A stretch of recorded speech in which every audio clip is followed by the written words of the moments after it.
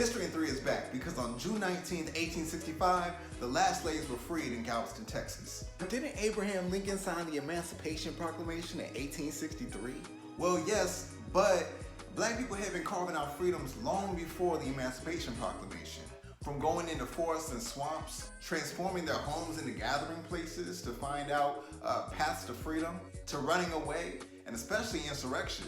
Black people used whatever they had to carve out freedoms. So the Civil War was not just an intense battle over the question of whether or not slavery would exist. For black people, it was the opportunity to abolish slavery completely. There's this great example of a black woman during the Civil War, and she wears her mistress's clothes in front of her mistress, and she's unapologetic about it. And it just shows how unstable the master's power became during the Civil War, that there was a chance that people could assert their freedom explicitly. Then there's the example of all the black men that served in the Union Army. You see, Abraham Lincoln understood that the Confederacy would have won the war if the slaves could not fight. And so in 1863, the Emancipation Proclamation went into effect. So once the Union soldiers reached the plantation, those slaves were freed. And a lot of others fled their plantations towards the Union Army lines. So during the Civil War, black folks finally had the legal backing and guns to really assert their freedom.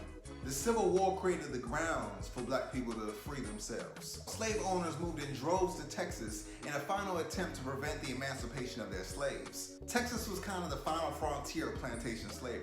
But even in Texas, there was a history of slaves running away. A lot of them would go into these western territories, but many of them fled into Mexico, into maroon communities. By the time we get to the end of the Civil War in 1865, black folks are really tapping into all the freedoms they had already carved out and took a shot on eliminating chattel slavery. So the Civil War ended April 9th, 1865, but the final slaves were able to free themselves on June 19th, 1865. Juneteenth is a celebration of all the freedoms we've been able to carve out for ourselves, with particular attention to the day that all slaves were finally free.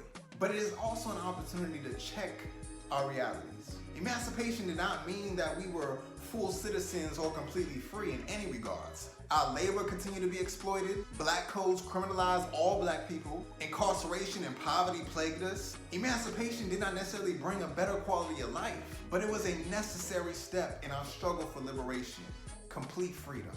How are you carving out freedoms this Juneteenth?